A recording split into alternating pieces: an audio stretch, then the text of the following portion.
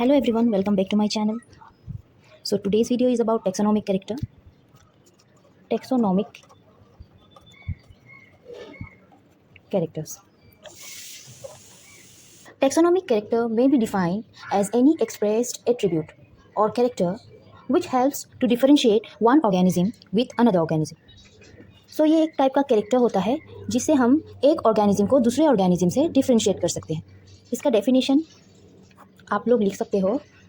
The taxonomic character may be defined as any expressed characters और आप लोग attributes भी लिख सकते हो.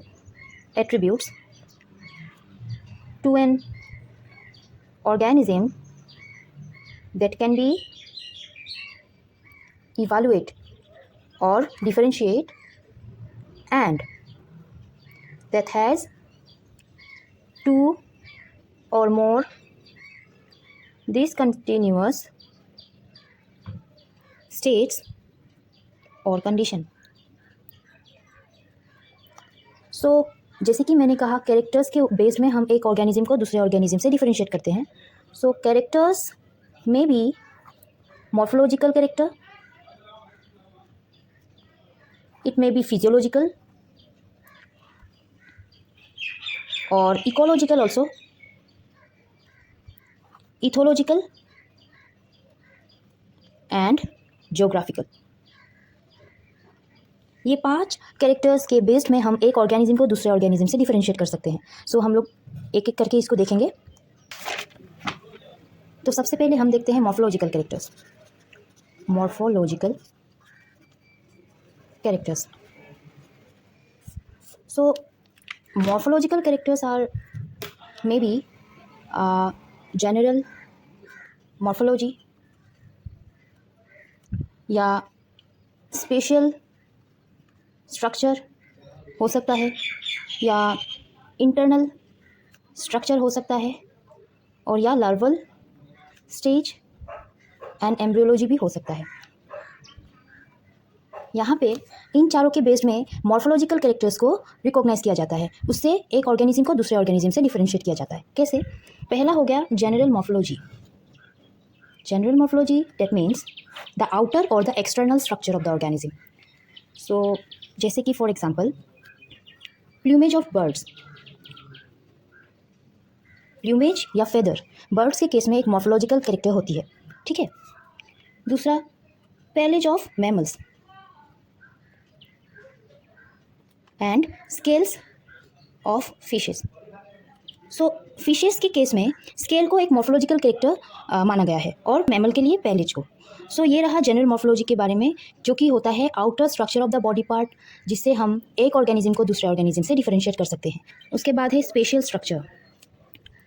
स्पेशियल स्ट्रक्चर क्या होता है? जैसे कि फर्स्ट हो गया जेनेटिक स्ट्रक्चर और जेनेटेलिक स्ट्रक्चर. जेनेटेलिक स्ट्रक्चर जो जेनेटेलिक स्ट्रक्चर है उसके बेस में एक ऑर्गेनिज्म को दूसरे ऑर्गेनिज्म से डिफरेंशिएट किया जाता है. यहाँ पे इंसेक्ट के केस में ये यूज़ होता है और इसको यूज़ किया जाता है. जैसे कि इंसेक्ट्स जेनेटेलिक स्ट्रक्चर. और दूसरा हो गया कलर पैटर्न. कहीं कहीं कलर पैटर्न भी एक स्पेशियल स्ट्रक्चर के हिसाब में देखा जाता है. जैसे कि बर्ड्स के केस में ही पकड़ लीजिए plumage of birds. Plumage of birds ये हो गया, ये हो गया. उसके बाद है इंटरनल स्ट्रक्चर. Internal structure. अब इंटरनल स्ट्रक्चर क्या होता है? इंटरनल स्ट्रक्चर बेसिकली होता है internal organs and bones. So bones और इंटरनल ऑर्गेन किसी भी ऑर्गेनिज्म का एक मॉर्फोलॉजिकल कैरेक्टर के रूप में स्टडी किया जाता है. जैसे कि एक ऑर्गेनिज्म का बोन्स दूसरे ऑर्गेनिज्म के बोन्स से अलग होगा या एक ऑर्गेनिज्म का इंटरनल ऑर्गेन दूसरे ऑर्गेनिज्म का इंटरनल ऑर्गेन से अलग होगा. इस बेसिस में उसको एक मॉर्फोलॉजिकल कैरेक्टरिस्टिक के रूप में देखा गया है. सो यहाँ पे बोन्स एंड इंटरनल ऑर्गेन हो जाएगा. अब है larval stage and embryology. Okay, so larval stage and embryology. देखिए वेरियस इमेच्योर और लार्वल स्टेजेस. ठीक है. और कहीं ना कहीं एग्स भी इसमें शामिल होती है और ये हमें हेल्प करती है एक ऑर्गेनिज्म को दूसरे ऑर्गेनिज्म से डिफरेंशिएट करने में. For example Anopheles maculipennis. देखिए ये एक सिबलिंग स्पीसीज होता है, ठीक है। इनका जो सिबलिंग स्पीसीज का मतलब होता है क्लोजली रिलेटेड स्पीसीज, ठीक है। तो इनके केस में देखा गया है कि ये different types of egg carry करते हैं, different types of egg structure, different types of egg structure इनके केस में देखने को मिलता है। तो ये हमें एक मॉर्फोलॉजिकल कैरेक्टर्स के हिसाब में हेल्प करता है इन एनोफिल्स मैक्यूलिपेनी स्पीसीज को डिफरेंशिएट करने में। सो एग स्ट्रक्चर हमें हेल्प करता है डिफरेंशिएट करने में स्पीसीज को, ठीक है। तो नेक्स्ट है physiological characters. So basically it's generally means growth constant and temperature tolerance, ठीक है। Growth constant and temperature tolerance. यहाँ पे एक वर्ड बहुत इंपॉर्टेंट है, आपको वो याद रखनी है, सेरोलॉजी। इसका मतलब होता है स्टडी ऑफ सेरम, ठीक है, और अनदर बॉडी फ्लूइड। सो देखिए यहाँ पे एक ऑर्गेनिज्म का प्रोटीन या एंटीजन, हाँ, किसी भी अनदर क्लोजली रिलेटेड ऑर्गेनिज्म के एंटीबॉडी से स्ट्रांगली रिएक्ट करता है, ठीक है। The proteins of one organism will react more strongly with antibodies to the proteins of a closely related organisms than to those of one more distantly related. Sibley जो है वो more than 100 species of birds का जो egg white part है उनको study किया है और उनमें रिलेशनशिप का जिक्र किया है, ठीक है। तो ये रहा physiological characters. So third one is ecological characters. Ecological characters, so every species has their own niche habitat as compared to their close or closely related species on the basis of food preference, breeding season, tolerance of various physical factors, etc. तो यहाँ पे क्या बोला गया है कि हर species जो है अपना खुद का हैबिटेट नीच जो है वो बियर करती है, ठीक है। दूसरे के कंपैरिजन में वो फूड के लिए हो सकता है, उनका ब्रीडिंग सीजन अलग हो सकता है। उसके बाद हम फिजिकल फैक्टर्स में भी कई सारे डिफरेंसेस देखते हैं as compared to other organism, ठीक है। सो यहाँ पे एक एग्जांपल आप देख सकते हो, जैसे कि ड्रोसोफिला जो है, ड्रोसोफिला मुलेरी और ड्रोसोफिला एल्ड्राइकाई और एल्ड्रिकाई भी बोल सकते हो। सो ये दोनों जो स्पीसीज़ है वो दोनों क्या करती है, leave in decaying pulp of fruit, ठीक है। लेकिन ये जो ड्रोसोफिला मुलेरी है वो क्या करती है, prefer to feed on bacteria, ठीक है, prefer to feed on bacteria. और ड्रोसोफिला एल्ड्रिकाई जो है वो प्रेफर करती है ईस्ट में फीड करने के लिए, prefer to feed on yeast. तो ये इस केस में हम बोल सकते हैं कि ये दोनों जो स्पीसीज़ है वो उनका हैबिटेट सेम है, बट जो फीडिंग एक्टिविटी है वो इन दोनों को एक दूसरे से अलग करती है। तो ये रहा इकोलॉजिकल कैरेक्टर्स। अब देखते हैं ethological characters. Now ethological characters.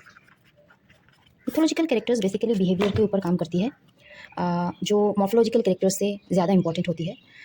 सो इसका एग्जांपल देखते हैं, जैसे कि डिफरेंट साउंड्स प्रोड्यूस्ड बाय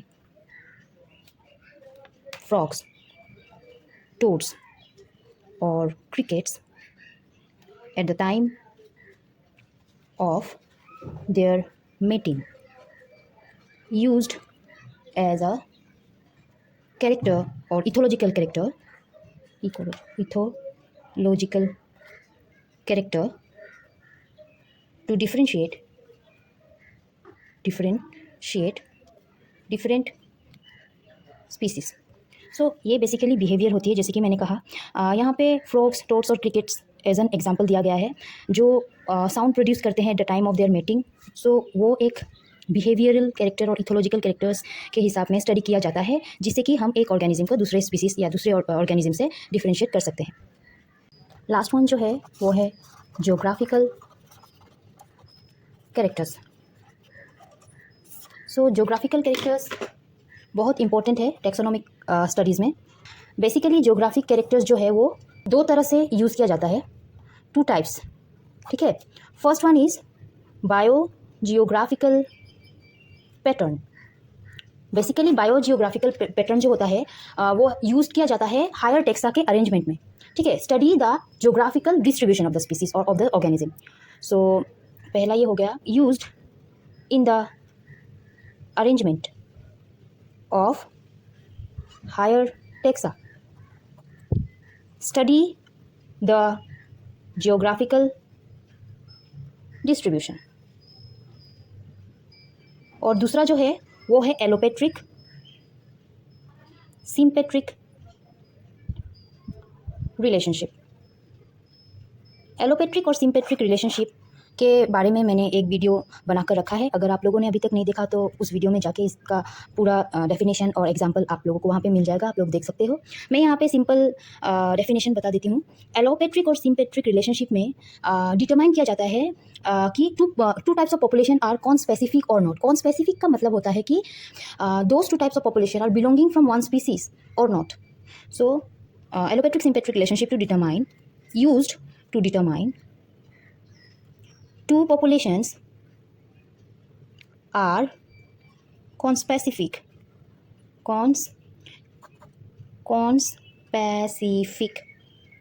और नॉट। कॉन्स्पेसिफिक का मतलब जैसे कि मैंने कहा कि बिलोंगिंग फ्रॉम वन स्पीसीज और नॉट। तो ये रहा ज्योग्राफिकल कैरेक्टर्स। आई होप ये वीडियो आपको पसंद आया होगा। अगर अच्छा लगा हो तो लाइक कीजिए, शेयर कीजिए और मेरे चैनल को सब्सक्राइब करना मत भूलिएगा। Till then take care and bye bye.